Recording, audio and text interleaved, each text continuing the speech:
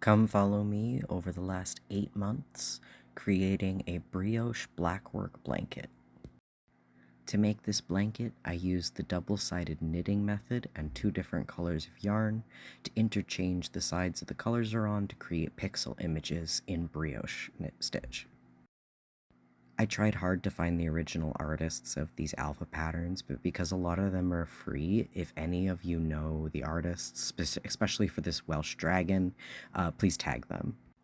This was the first piece of the blanket that I began, the central motif image, and I began this in January 2025. I finished it just after the beginning of February 2025. It is 95 stitches by, I believe, 100?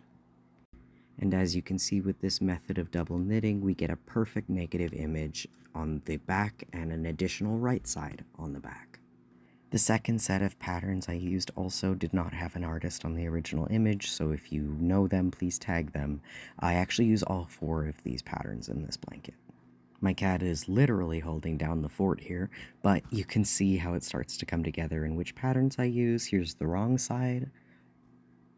For the next round, I use this Celtic knot pattern. Again, if you know the artist, tag them. Here it is being done.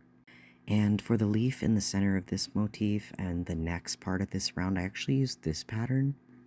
Again, if you know the artist, tag them, but I altered this pattern quite a bit to get it to fit. And here you can see it starting to come together with the green round. This next pattern is a unicorn from a Filet Ancien book that someone transposed. If you know the transposer, please let me know. But here is it being worked up in the swatch. So this was my swatch, and then after this point, I utterly forgot to take photos of the actual work. But from this point on, I made most of the patterns except for the final border. So I'll walk you through the patterns that I made instead. I knew I really wanted 6-legged salamanders on this blanket, and this first pattern I actually made with an app, but I hated the experience on the app, so I switched to this site, Chartminder, and I was able to get a much easier pattern in a much easier way.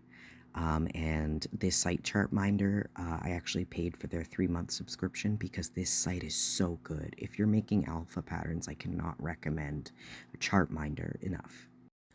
The next part of this round, I did a little clover field and continued the salamander motif. Really happy with how this one turned out. And for the next one, I did an Irish hare. So I did like a dusk one and then a nighttime one. And I'm really happy with this Irish hare.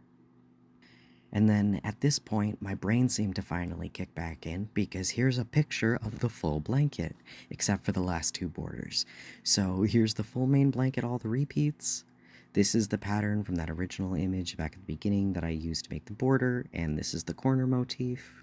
I really wanted the crossroads at each corner for the Celtic tradition of we will always meet again. This pattern has a few mistakes in it on the alpha version, but you'll see it when it's finished. And then once the border was all entirely knit up, I started to do a double wide I-cord binding to finish off the edge because you have 2 raw edges on this piece, the front side and the back side. So an I-cord is actually a really great way to join them both together. So here you can see the double wide I-cord. I have 6 stitches on my needle. I go into the next open loops of the 2 raw edges, front and back, and I pull a stitch through. And then I slide those stitches up to the front of my needle and I begin to knit 6. On the first stitch, I will tighten the entire I-cord, and then I knit 5, knit 3, knit 4, knit 5, and then you're going to knit the last 2 stitches through the back loops.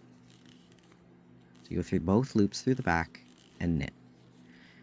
And then you're going to repeat that process going into the front legs of the 2 raw images, and then sliding your stitches up, knitting 5 after tightening the first one, knit 2, knit 3, knit 4. Oop, I often drop these stitches. Knit 4, knit 5, and then knit 2 through the back loop and off your needle. And you repeat that over and over until you get back to where you started. And I'll show you how to bind that off. So now I have finished my entire I-cord edge. I've gone all the way around the blanket back to this original starting point with the original tail. And here you can see that this I-cord creates a tube, quite a big tube because of the extra stitches. And then we're going to join these two tubes on either side using one of the tails. And then we're going to tie a knot and tuck them in. So you take a big darning needle, preferably a blunt one, and you're going to be going in one leg of the bottom, one stitch at the top, the other leg at the bottom. So you thread your needle, and I'll show you how to do this. You go in the front leg of your first stitch on your needle, and then you're going to see me struggle to find the stitch that it needs to attach here, but you're going to go under both legs of the stitch where you started, so the beginning point with the other tail. So you see I pick it up one leg there, and in a minute, there we go. Now I have both the legs. Oh, nope, there we go. So I have both legs. I'm going to pull the yarn through, and then now I'm going back to that first stitch, and instead of going the way that I went before, I'm actually going to go in the same way, but pick up the back leg of this stitch. And then I'm going to push it off the needle. And I'm not going to tighten entirely right away, but I will about halfway through. So we repeat this process. In the front leg of the stitch to the right, under both legs of the upper stitches, in through the back loop,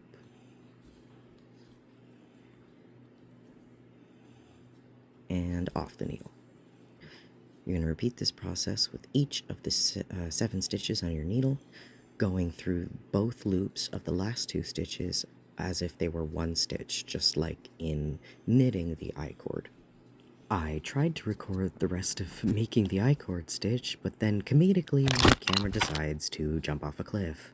And when we're done, after tightening, you'll see that it's pretty invisible with this join where you knit in another row of knitting, basically, or by sewing.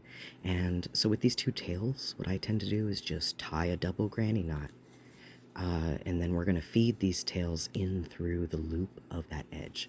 So double granny knot, you can see I'm really struggling to keep it in frame here with this part of it because the camera's actually sitting in my lap on a phone stand.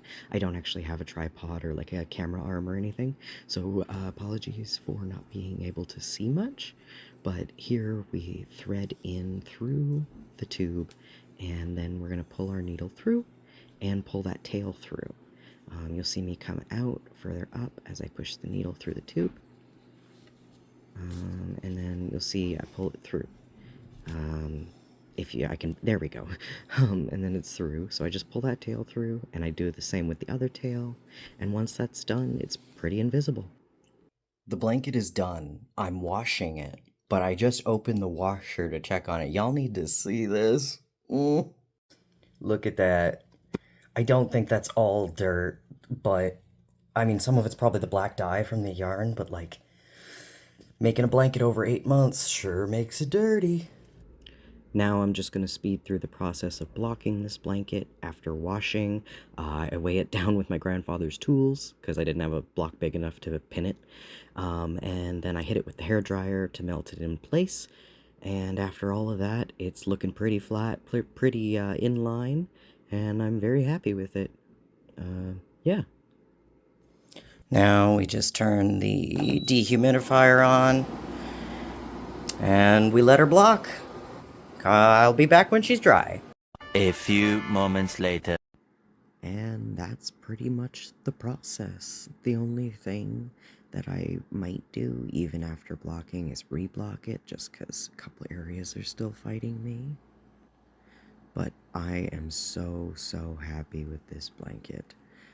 The blanket's title that I've settled on is Celts, Gaels and Wales. So I'm so happy with this blanket. It took me from starting the central image in January 2025 until September 21st, 2025, and I'm just so happy with this. Here's a shot of it on the bed. So cute, I'm so happy with this. Thanks for watching Turkey Tales. Come back soon.